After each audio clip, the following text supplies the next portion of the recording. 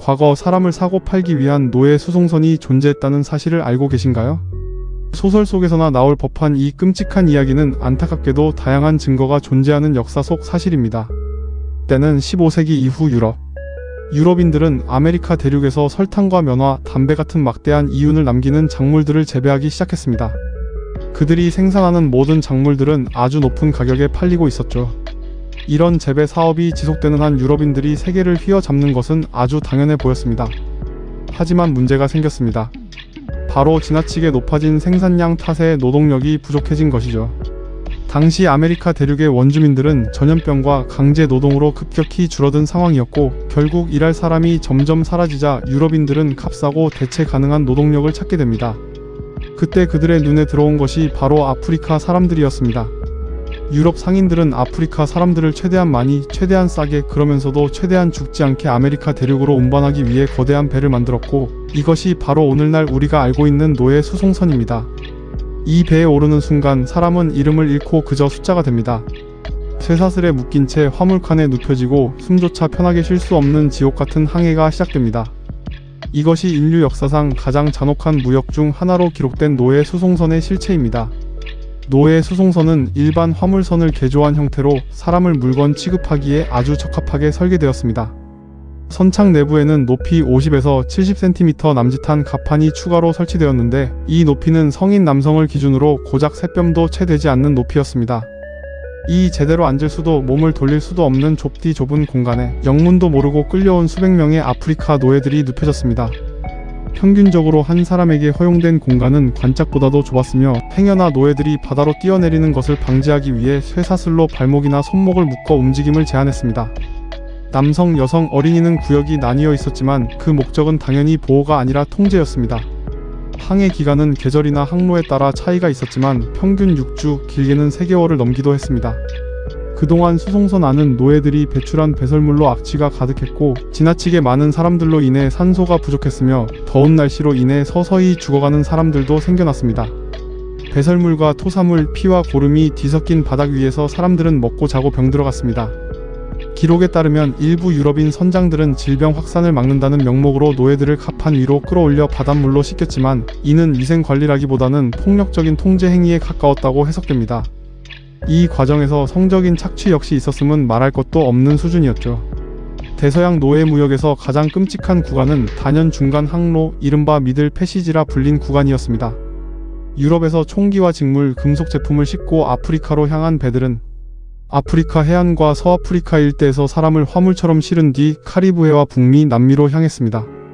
이 항로는 단순한 이동 경로가 아니라 인간을 철저히 상품으로 환산하는 거대한 이동 시스템이었으며, 16세기부터 19세기 초까지 약 300년 동안 유지되었습니다. 현재 역사학계는 이 항로를 통해 강제로 아메리카 대륙으로 끌려간 아프리카인의 수를 최소 1200만 명에서 최대 2000만 명 이상으로 추정하고 있습니다. 그러나 이 숫자에는 항해 도중 사망한 사람들, 선적 전에 숨진 사람들, 노예 사냥 과정에서 목숨을 잃은 사람들까지 모두 포함되지는 않습니다. 실제 희생자는 이보다 훨씬 많았을 가능성이 크다고 추정하고 있습니다.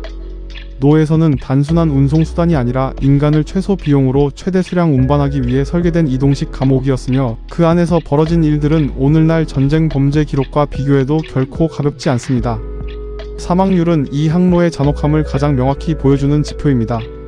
평균적으로 항해 중 약 15%의 노예가 사망했으며, 최악의 경우에는 약 33%에 이르렀습니다.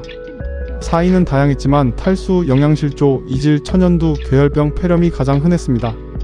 정신적 붕괴로 식음을 거부하다 사망하는 경우도 적지 않았으며, 집단 자살이나 바다로 뛰어내리는 사건도 기록으로 남아있습니다. 선주와 선장에게 노예는 보험에 가입된 재산이었기 때문에 병들거나 죽어가는 노예를 바다에 던져 보험금을 청구한 사례도 실제로 존재했습니다. 1781년 영국 노예선 종호 사건에서는 선장이 식수 부족을 이유로 130명 이상의 아프리카인을 바다에 던졌고, 이는 단순한 살인이 아니라 보험 분쟁으로 법정에 오르며 사회적 공분을 일으켰습니다. 이 사건은 노예 무역 반대 여론을 확산시키는 결정적 계기 중 하나가 되었습니다. 그러나 이러한 일이 특별한 예외였다고 보기는 어렵습니다. 노예선의 항해 일지를 보면 인간의 생명은 항상 비용 계산의 일부였으며, 사망률조차 손실률로 기록되었습니다. 노예 무역에 대한 비판은 18세기 후반부터 본격화되었습니다. 특히 영국에서는 인도주의 운동가들과 종교단체 그리고 노예선 실태를 조사한 의회 보고서가 대중의 인식을 바꾸기 시작했습니다. 1788년 제정된 돌범법은 선박의 톤수에 따라 수송 가능한 노예 수를 제한하고 선내 위생 조건을 일부 규제하는 내용을 담고 있었습니다. 이는 인도주의적 법이라기보다는 사망률을 낮춰 상품 가치를 유지하려는 목적이 강했지만 국가가 처음으로 노예선 내부를 규제했다는 점에서 의미가 있습니다. 이후 1807년 영국과 미국은 각각 노예무역 폐지법을 통과시켰으며 미국의 경우 1808년 1월 1일부터 법이 발효되었습니다. 그러나 법이 제정되었다고 해서 즉시 노예무역이 사라진 것은 아니었습니다. 불법 노예선은 오히려 더 열악한 환경에서 더 많은 사람을 실어 나르며 단속을 피해 다녔고 사망률은 한동안 더 높아지기도 했습니다. 1815년 빈회의 이후 스페인, 포르투갈, 프랑스, 네덜란드 등이 공식적으로 노예무역 중단에 합의했지만 실제로 대서양 노예무역이 의미 있게 감소한 것은 19세기 중반 이후였습니다. 이 항로의 진짜 잔혹함은 단순히 많은 사람이 사망했다는 데에만 있지 않습니다.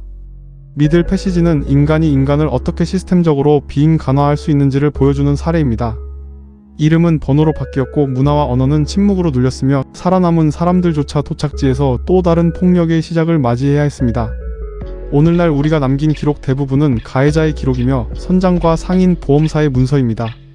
그럼에도 불구하고 이러한 파편적인 자료들만으로도 이 항로가 단순한 과거의 비극이 아니라 현대 세계 질서와 인종 구조, 경제 시스템의 뿌리 중 하나라는 사실은 분명합니다. 대서양을 가로지른 이 배들은 설탕과 면화, 담배를 실어 나른 것이 아니라 수백만 명의 삶과 미래를 갈아 넣어 움직였으며 그 흔적은 지금도 사회 곳곳에 남아 있습니다. 이 노예 수송선을 단순히 과거의 잔혹한 역사로만 바라볼 수 있을까요?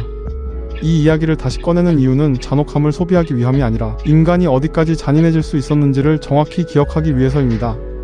사람을 숫자로 바꾸고 비용과 효율로 생명을 계산했던 이 방식은 정말 완전히 사라졌다고 말할 수 있을지 생각해 보게 됩니다. 오늘날 우리는 자유로운 시대에 살고 있지만 일상 속에서 인간으로서의 존엄이 무너졌다고 느낀 순간을 한 번쯤은 겪어본 적이 있지 않을까요? 누군가의 말과 행동 혹은 구조 속에서 사람보다 성과나 효율이 먼저였던 경험 말입니다. 여러분은 이 이야기를 어떻게 보셨는지 그리고 인간으로서 존중받지 못한다고 느꼈던 순간이 있다면 댓글로 남겨주시기 바랍니다.